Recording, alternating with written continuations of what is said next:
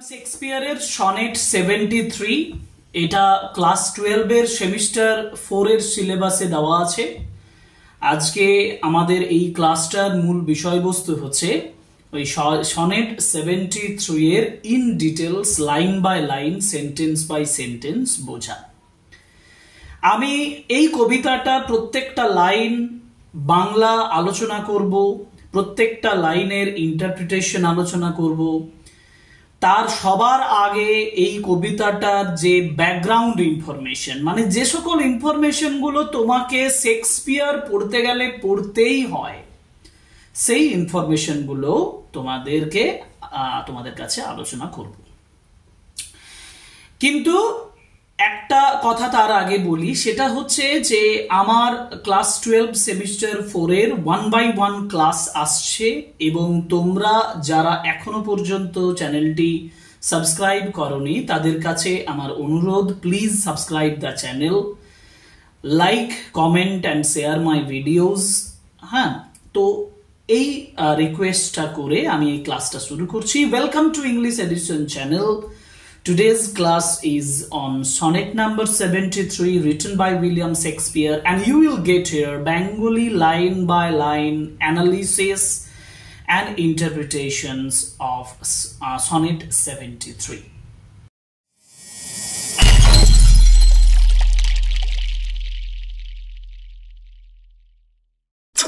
প্রথম যে বিষয়টা নিয়ে আমি এই ক্লাসটাতে আলোচনা করব সেটা হচ্ছে basic information sonnet number 73। Sonnet number 73 বলা হয়েছে নাম্বার অফ সনেট। আচ্ছা, আমরা নিশ্চয়ই টেক্সটটা থেকে বুঝতে পেরে গেছি, টেক্সটের যে টাইটেল সেখান থেকে বুঝতে পেরে গেছি যে উইলিয়াম শেক্সপিয়ার এর যে পোয়েমটা আমাদেরকে দেওয়া হচ্ছে সেটা হচ্ছে একটা সনেট, এবং আমরা আগেও সনেট পড়েছি। আমি তবু একবার বলে দিই যে সনেটের যদি ডেফিনেশন বলি, সংজ্ঞা বলি, তাহলে বলবো সনেট হচ্ছে একটা 14 লাইনের কবিতা, যার বাংলা এক কথায় চতুর্দশপদী কবিতা, 14 লাইনস পোয়েম, এবং with a particular rhyme scheme, একটা নির্দিষ্ট ছন্দ থাকে, সেই ছন্দ অনুযায়ী সনেট লেখা হয়। পেত্রার্ক ইটালিয়ান যে সনেট সেটা লিখেছিলেন, ইটালিয়ান সনেটের স্ট্রাকচার আলাদা হয়। তারপর পেত্রার্ককে ফলো করে স্পেন্সার সহ বিভিন্ন যে ফিলিপ সিডনি, বিভিন্ন কবিরা সনেট লিখেছেন, কিন্তু সনেটের স্ট্রাকচার অনুযায়ী সম্পূর্ণ ডিফারেন্ট যেটা উইলিয়াম শেক্সপিয়ার ইংলিশ লিটারেচারে নিয়ে এসেছিলেন। সেই যে সনেট, সেই সনেটের নাম হচ্ছে ইংলিশ সনেট বা শেক্সপিয়ারিয়ান সনেট। এখন আমরা দেখো এখানে যেটা বলছি সেটা হচ্ছে সনেট 73, মানে 73 নাম্বার সনেট। উইলিয়াম শেক্সপিয়ার লিখেছিলেন 1 to 154 সনেটস।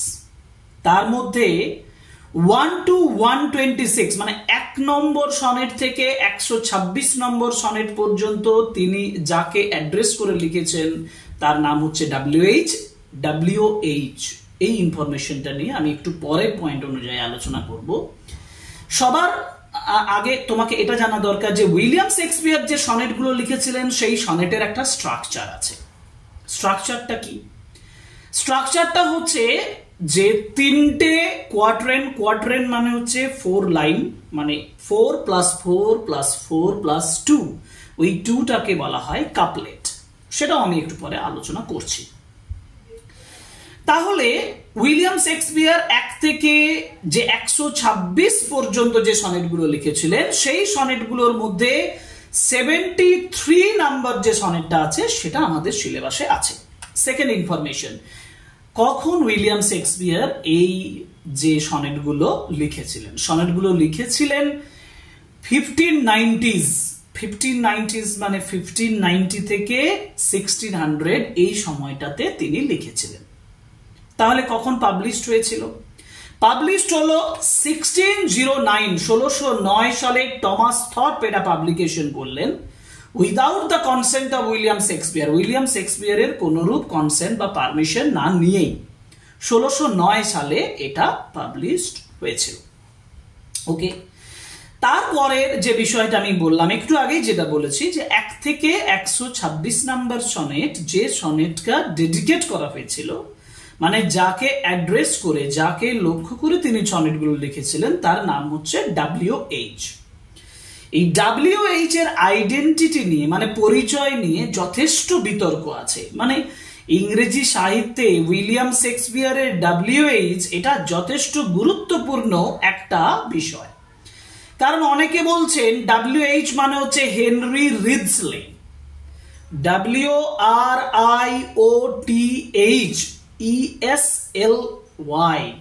বা LEY, রিডসলে, যিনি ছিলেন আর্ল অফ সাউথহ্যাম্পটন। অনেকে বলছেন উইলিয়াম পেমব্রোক, PENBROKE, না পেমব্রোক না, William Herbert, sorry William Herbert. ইনি ছিলেন আর্ল অফ পেমব্রোক। পেমব্রোকের আর্ল হচ্ছে একজন সামন্তের মতন, একজন শাসক একটা নির্দিষ্ট অঞ্চলের, জমিদারের মতন, ঠিক আছে। আবার অনেকে বলছেন WH মানে উইলিয়াম হিমসেলফ, মানে উইলিয়াম নিজেই, উইলিয়াম শেক্সপিয়ার নিজেই। তো আমি তিনটে আইডেন্টিটি সম্পর্কে একটু জানা রইল আমাদের। পরের যে বিষয়টা সেটা হচ্ছে হোয়াট টাইপ অফ সনেট, এটাকে শেক্সপিয়ারিয়ান সনেট বলে, এবং this is also a lyrical love poem, এটা একটা লিরিক্যাল লাভ পোয়েমও বলা হতে পারে। আচ্ছা, এবার স্ট্রাকচার বলে দিয়েছি আমি, 3 কোয়াড্রেন্টস, ফাইনাল কাপলেট রয়েছে। এবার রাইম স্কিম, এই যে রাইম স্কিম নিয়ে আমি যেটা তোমাদেরকে স্ক্রিনে দিয়েছি না, সেটা আমি একটু পরে ব্যাখ্যা করছি। ABAB CDCD EFEF GG লেখা আছে, মনে রাখবে, এটা তোমাকে মনে রাখতে হবে, কারণ এই রাইম স্কিমটা খুব ইম্পর্টেন্ট আমাদের কাছে। আর মিটার মানে কোন ছন্দে লেখা হচ্ছে এটা অতটা ইম্পর্টেন্ট নয়, এটা তুমি হায়ার লেভেলে গেলে তোমার এই মিটারটা নিয়ে জানা উচিত। তবে মনে রাখবে সনেট সাধারণত আয়াম্বিক পেন্টামিটারে লেখা, হ্যাঁ, এবং মিটার মানে একটা সেন্টেন্সে আমার ওই 10টা সিলেবেল থাকবে, সেই 10টা সিলেবেলকে দুটো দুটো করে ভাঙলে মোট 5টা মিটার পাওয়া যাবে। দুটো করে মিটার নিয়ে 5টা মিটার থাকে বলে, এটাকে ছন্দের ভাষায় বলা হয় আয়াম্বিক পেন্টামিটার। তো অতটা মানে ডিটেলস এখানটা না জানলেও হবে। কবি হচ্ছেন শেক্সপিয়ার নিজে। এবার আমি যেটা দেখাচ্ছি তোমাদেরকে, দেখো স্ক্রিনে ভালোভাবে দেখো, সেটা হচ্ছে যে এই সনেটের স্ট্রাকচারটা কি। স্ট্রাকচার মানে আমি বলেইছিলাম যে এর রাইম স্কিমটা, রাইম স্কিম মানে ছন্দ।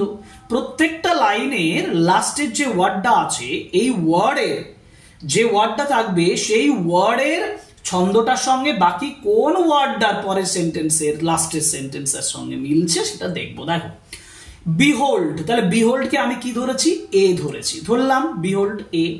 এবার বিহোল্ড এর সঙ্গে দেখো কোল্ড মিলছে, যার জন্য আমি বলেছি এখানে এ। আবার হ্যাং এর সঙ্গে হচ্ছে স্যাং, তাহলে এ বি, এই যে এইটা হচ্ছে, এটা হচ্ছে 4টে লাইন। এই 4টে লাইনকে বলা হয় কোয়াড্রেন্ট, ঠিক আছে, QUATRAIN। তো এই কোয়াড্রেন্ট, এটা হচ্ছে কোয়াড্রেন্ট নাম্বার 1। কোয়াড্রেন্ট মানে পরের 4টে লাইন দেখো ডে কারোর সঙ্গে মিলছে না, অতএব আমি এখানে এবির সঙ্গে মিলছে না, নতুন ধরতে হবে, সি ধরলাম। তারপরে ওয়েস্ট তো মিলছে না, ডি ধরলাম, ডের সঙ্গে অ্যাবে মিল আছে, ওয়েস্টের সঙ্গে রেস্ট মিল আছে, অতএব এই কোয়াড্রেন্টও পাচ্ছি CD এখানে পেলাম AB, এখানে পেলাম CD হয়ে গেল। এবার আছে আমার পরের যে কোয়াড্রেন্ট, সেখানে দেখো ফায়ার, এক্সপায়ার, লাই, বাই, এখানে EF এইভাবে।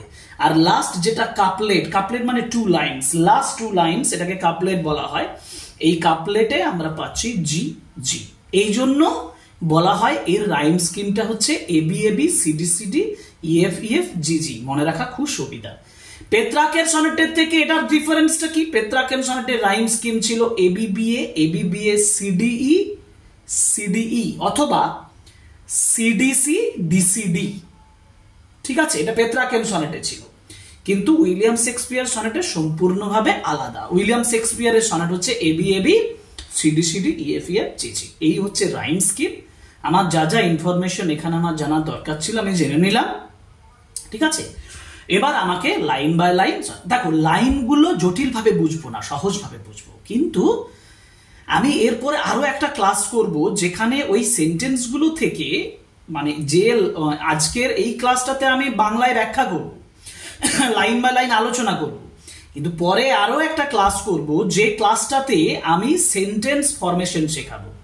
আমি তোমাকে বোর্ডে ধরে ধরে প্রত্যেকটা সেন্টেন্স থেকে আমি কি লিখতে পারি, আর সেগুলো যদি তুমি লিখতে পেরেছো তাহলে তোমার লং কোশ্চেন হয়ে যাবে। লং কোশ্চেন একটা ভালোভাবে রাইটিং যদি তৈরি করো না, তুমি ইজিলি যে কোনো ধরনের লং কোশ্চেন লিখে দেবে। সেটা আমি আলোচনা করে দেবো আমার ক্লাসে। তো সেই জন্য বলছি, চ্যানেল সাবস্ক্রিপশন নাও। আমার টেলিগ্রাম চ্যানেল আছে, ওখানে জয়েন করে থাকো। হোয়াটসঅ্যাপ চ্যানেল আছে, হোয়াটসঅ্যাপ চ্যানেল জয়েন করে থাকো। লিঙ্ক পাচ্ছ না, ডেসক্রিপশন বক্সের লিঙ্ক আছে, ওখান থেকে পেয়ে যাবে।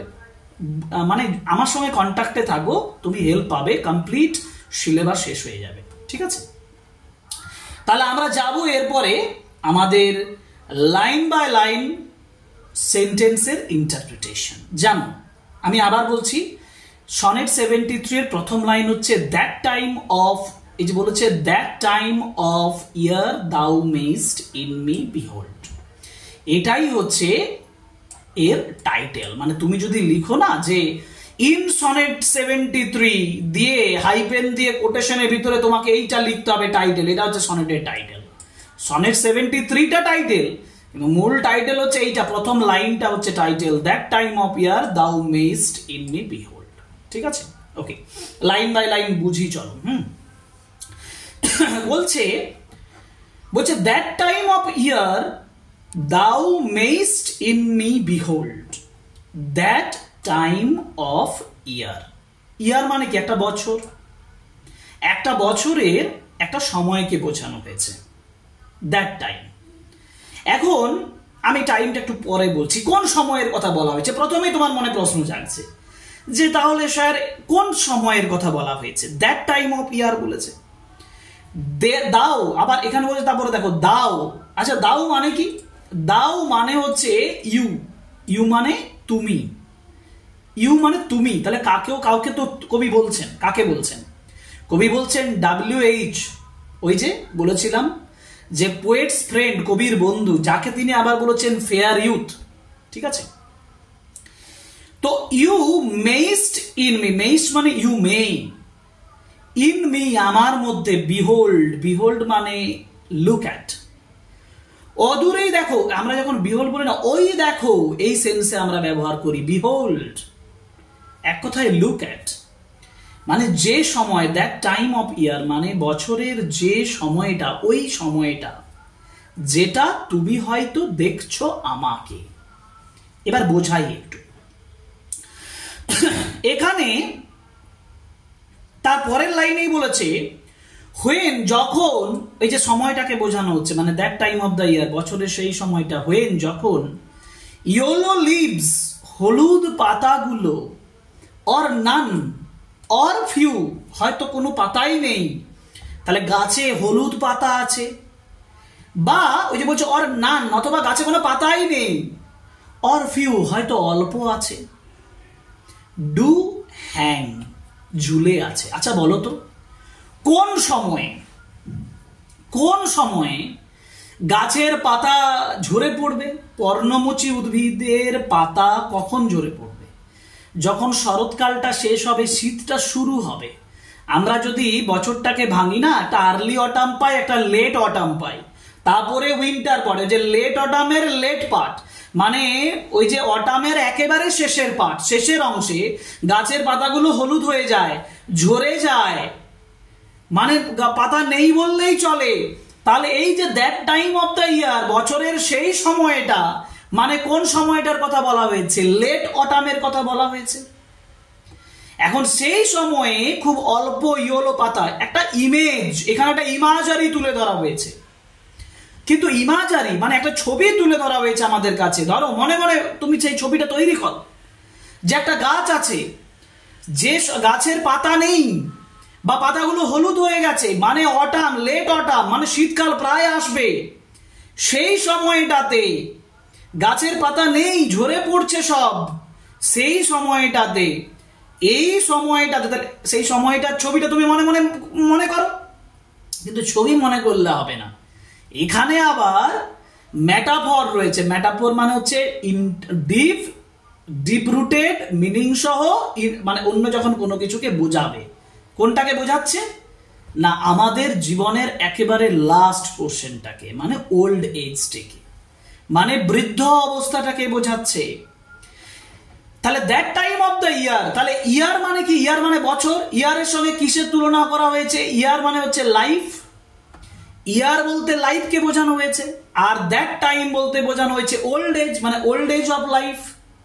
ঠিক আছে, এটা বোঝাচ্ছে, এটা সিম্বলিক্যালি বোঝানো হচ্ছে। এখানে সিম্বল রয়েছে, প্রতীক কিভাবে বোঝানো হয়েছে। কবি তার বন্ধুকে বলছে যে তুমি আমার বৃদ্ধ বয়সে, বৃদ্ধ বয়সটাকে তুমি দেখছো যখন গাছের পাতা ঝরে পড়ে, যখন কোনো কিছুই থাকে না, অর্থাৎ একটা ন্যাচারাল ইমেজের সঙ্গে একটা লাইফের তুলনা করা হয়েছে, পার্ট অফ এ লাইফ, জীবনের একটা অংশের তুলনা করা হয়েছে। কবি তার যে ওল্ড এজ, শীর্ণ দুর্বল একটা বয়সের কথা উল্লেখ করেছেন, বৃদ্ধর কথা বলেছেন, এজিং, AGING, এজিং এর কথা বলেছেন। আসলে সনেট 71, 72, 73, 74, 71, 72, 73, 74, 1 থেকে 126 মধ্যে 71, 72, 73, 74 সনেটে উইলিয়াম শেক্সপিয়ার মূলত তার বৃদ্ধ বয়সের ডেসক্রিপশন করেছেন বন্ধুর কাছে, যে I have become old, and old means is going to, life is going to end, জীবনটা শেষ হতে চলেছে, মৃত্যু আসতে চলেছে। একটা গাছের পাতার জীবনের সঙ্গে তার নিজের জীবনের তুলনা করেছেন। আপন দোজ বাউজ, দেখো তার পরের লাইন, আপন দোজ বাউজ, ওই গাছের, বাউজ মানে কি? ব্রাঞ্চেস, গাছের ডাল, ওই গাছের ডালের উপরে, with shake against the cold, যেটা ঠান্ডায় কাঁপতে থাকে। দেখো গাছের ডালে শীতের বাতাসে যখন গাছের ডালে পাতাগুলো কাঁপতে থাকে, মানে কি? পাতাগুলোর যে স্ট্রেংথ, যে ক্ষমতা, সেই ক্ষমতাটা কমে গেছে। The power of life just comes to an and before death, মৃত্যুর আগে বৃদ্ধ বয়সে একজন মানুষের সমস্ত শক্তি, সমস্ত যে ইউথের, যৌবনের শক্তি শেষ হয়ে যায়। পাতার সঙ্গে নিজের জীবনের সঙ্গে তুলনা করছেন। আমি বারবার বলছি কম্প্যারিজনটা। বেয়ার রুইন্ড কোয়েরস, ন্যাচারাল ইমেজটা আগে দেখি। ন্যাচারাল ইমেজে তাহলে কি বলেছে? যখন গাছের ডালে পাতা নেই, পাতাগুলো যেখানে কাঁপছে, বেয়ার, বেয়ার মানে হচ্ছে ক্লিয়ারলি ভিজিবল এবং পরিষ্কার, ক্লিয়ার। আর নেই, কি নেই? রুইন্ড কোয়েরস। দেখো CHOIRS, কোয়েরস মানে কি? কোয়েরস মানে হচ্ছে সমবেত সঙ্গীত, কোরাস থেকে কোয়েরস, কোরাস মানে সমবেত সঙ্গীত। আচ্ছা, গাছের ডালে কারা সমবেত সঙ্গীত তৈরি করে? পাখিরা, বার্ডসরা। সেই বার্ডসরাও আর নেই, মানে good time, birds and their song represents good time, ভালো সময়, দ্যাট ইজ নট ভিজিবল, সেটা নেই। ওই যে বলছে bare ruined, ruined means destroyed, gone, চলে গেছে, শেষ হয়ে গেছে। সমবেত সঙ্গীত, পাখিদের গান শেষ হয়ে গেছে। Where late the sweet birds sang, যেখানে কারা গান গাইতো? যে বলেছে স্যাং, স্যাং মানে গাইতো, গাইতো। এখানে তো বলেছে মেইস্ট ইন মি বিহোল্ড, প্রেজেন্ট টেন্সে ছিল, এখানে স্যাং মানে পাস্ট টেন্সে চলে এসেছে, মানে গান গাইতো, এখন আর গায় না। Because this is the time of loneliness, কারণ এটা একাকিত্বের সময়, এনার্জি লেসের সময়, লেস পাওয়ার মানে ক্ষমতাহীনতার সময়, বৃদ্ধ বয়সের কথা বলা হয়েছে এই ইমেজটার মাধ্যমে। ইমেজটা বোঝা গেল? ওকে, পরের ইয়েতে যাই, কোয়ার্টারনে যাই। পরের কোয়ার্টারনে বলছে ইন মি, আমার মধ্যে, দাও, দাও মানে ইউ, সিয়েস্ট মানে ইউ সি, তুমি দেখো। এটা পোয়েটিক ল্যাঙ্গুয়েজ, যে সিয়েস্ট মানে হচ্ছে পোয়েটিক ল্যাঙ্গুয়েজ, কবিতায় এরকম ব্যবহার হয়।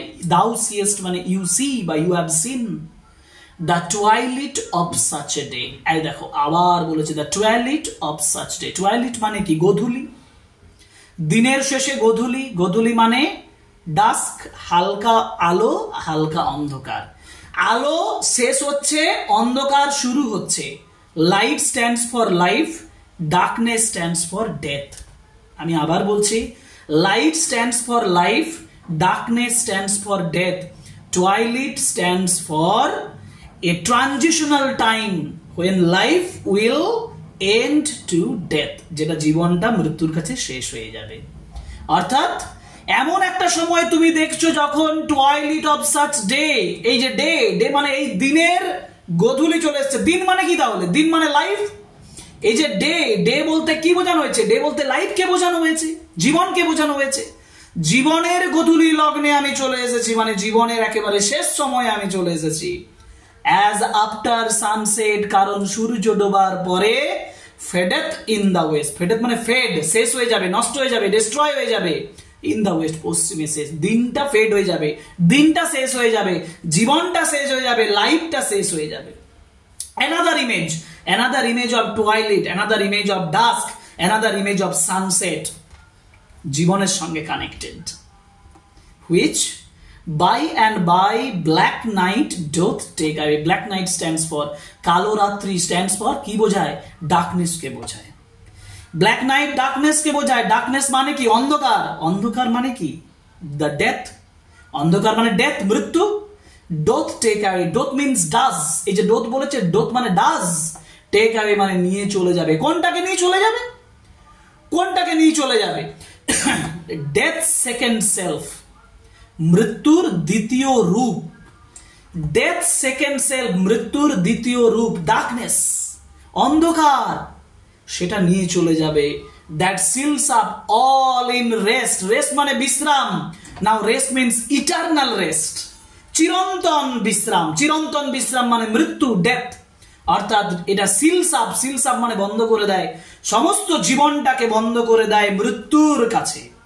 অর্থাৎ সম্পূর্ণ রেস্ট দিয়ে দেয় জীবনটাকে। জীবন তো রেস্টের জায়গা নয়, জীবন তো অ্যাক্টিভিটির জায়গা, কাজের জায়গা। সমস্ত কাজ শেষ হয়ে যাবে, সমস্ত অ্যাক্টিভিটি শেষ হয়ে যাবে এবং ইনকমপ্লিট রেস্ট, সম্পূর্ণ বিশ্রামে চলে যাবে। অর্থাৎ তুমি আমাকে এমন একটা টুয়াইলিটে দেখছো, এমন একটা গধূলি লগ্ন দেখছো যেখানে মৃত্যু ওয়েট করছে আমার জীবনটাকে শেষ করার জন্য, যেখানে ব্ল্যাক নাইট মানে হচ্ছে death is waiting for me to give my soul, আমার আত্মাটাকে রেস্ট দেওয়ার জন্য ওয়েট করে আছে। And this rest is complete rest without any activity, কোনো কাজকর্ম ছাড়াই রেস্টে নিয়ে যাবে, মৃত্যু জীবনটাকে নিয়ে চলে যাবে।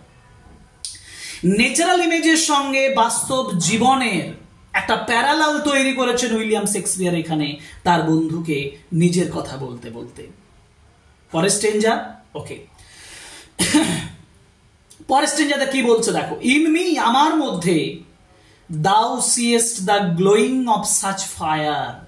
দেখো এখানে একটা ফায়ার কথা বলেছে। ফায়ার মানে কি? আগুন। এই ফায়ার বলতে জীবনকে বোঝায়, এনার্জি, লাইফ এনার্জির কথা বলা হয়। জীবনে এনার্জিটাকে ফায়ার দিয়ে প্রকাশ করা হয়। কিন্তু গ্লোয়িং মানে চকচক করা।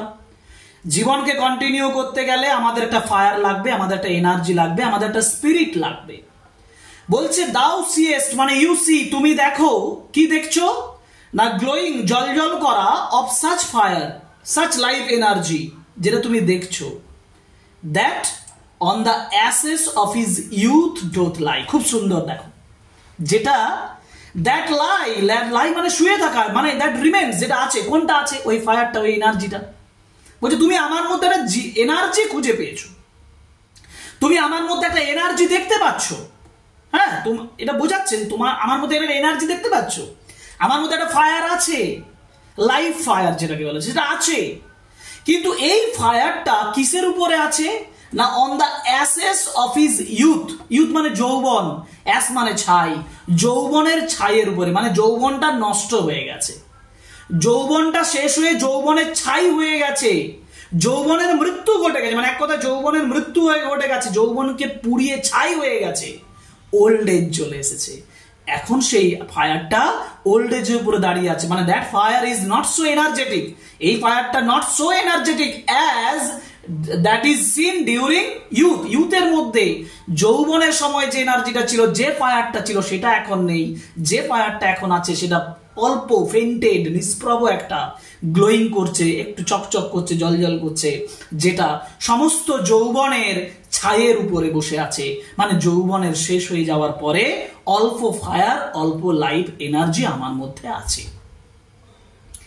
As the deathbed whereon it must expire. আর ডেথ বেডে, মৃত্যু শয্যায়, মৃত্যুর বিছানায় সেটা এক্সপায়ার করে যাবে। সেই যে ফায়ারটা আছে সেটা এক্সপায়ার করে যাবে, শেষ হয়ে যাবে, নষ্ট হয়ে যাবে, এন্ড হয়ে যাবে।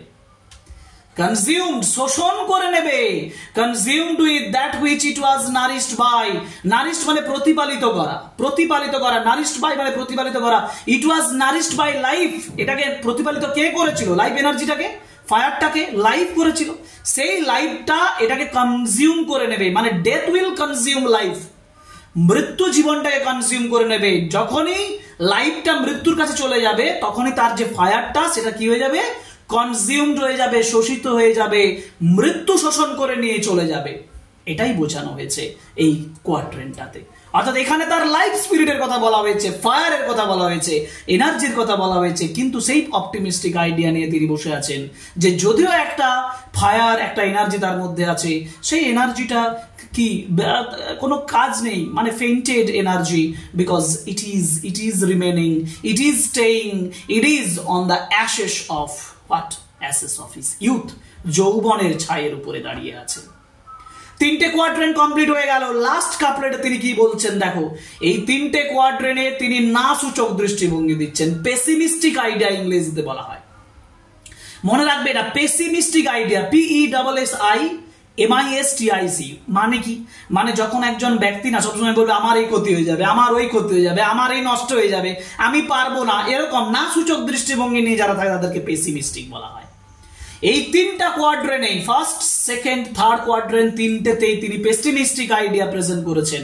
কিন্তু এই যে ডেথ আসছে, লাইফ এনার্জি শেষ হয়ে যাচ্ছে, এর মধ্যেও তিনি একটা অপটিমিস্টিক আইডিয়া নিয়ে আসছেন যখন তিনি কোয়াড্রেন্টে আসছেন। Quadrant, that is Y quadrant is different from the last, from the rest three. তিনটে কোয়াড্রেন্ট থেকে এইখানটায় কিন্তু কাপলেটটা আলাদা। কাপলেট যেটা আছে সেটা সম্পূর্ণ আলাদা। কি বলছেন? দিস দাও পারসিভেস্ট। দিস মানে এই যে এজেইং, এই যে বৃদ্ধ হয়ে যাওয়া, লাইফ এনার্জি শেষ হয়ে যাওয়া, the ending of the life energy to the darkness of death, মৃত্যুর অন্ধকারে লাইফ এনার্জির শেষ হয়ে যাওয়াটা। দিস দাও পারসিভেস্ট, পারসিভেট মিন্স পারসিভ, গ্রহণ করা, সি তুমি দেখছো, এইটা তুমি দেখছো, which makes thy love more strong। আর তুমি যখন এটা দেখছো তখন makes thy love, তোমার যে ভালোবাসাটা অনেক বেশি স্ট্রং করে তুলবে, অনেক বেশি শক্তিশালী করে তুলবে।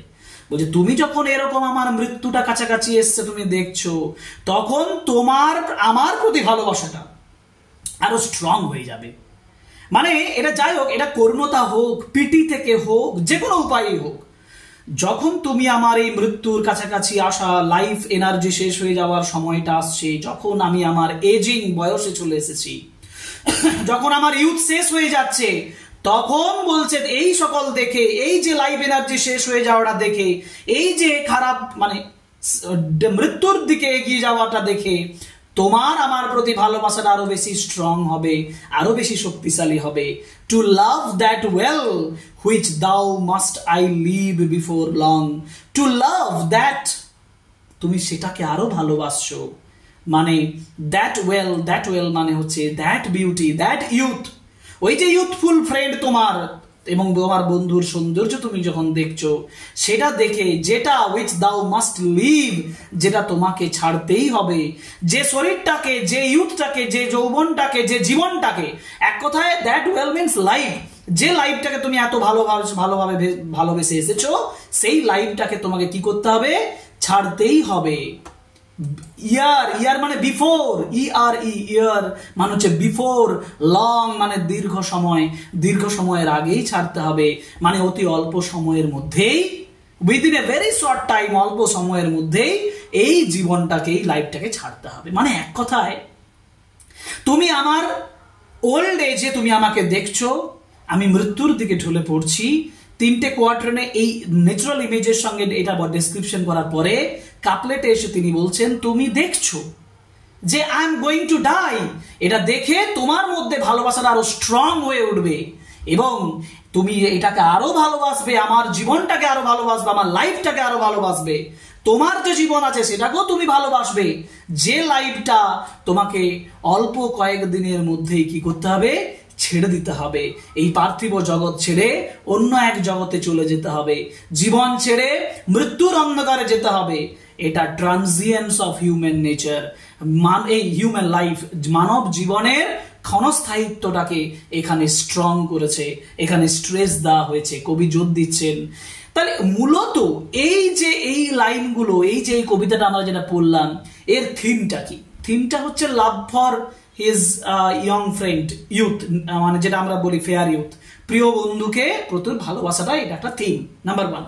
নাম্বার 2 থিম হচ্ছে transience of life, transitoriness of life, জীবনের ক্ষণস্থায়িত্ব, এবং লাইফ এন্ডিং টু ডেথ, এটা লাইফ এন্ডিং টু এজ। আরেকটা হচ্ছে ওল্ড এজ অর এজিং, মানে এজিং, বৃদ্ধ হয়ে যাওয়া, ওল্ড এজে চলে আসা।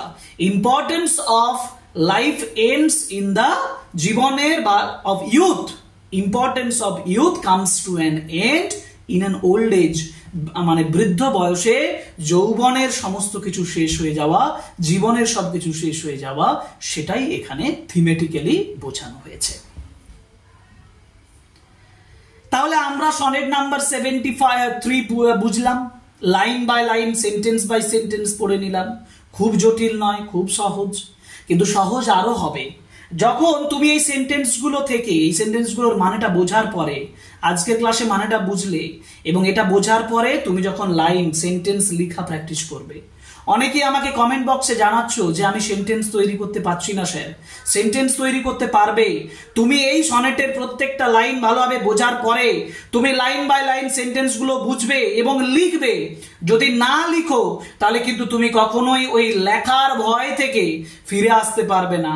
লেখার ভয় কাটাতে গেলে তোমাকে লিখতে হবে বারবার, সেন্টেন্সগুলো বুঝে সেন্টেন্সগুলো তৈরি করতে হবে।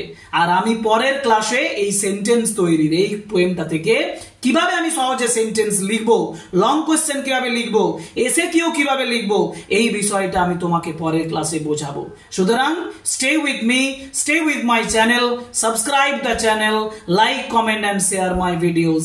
Thank you very much for today. Goodbye.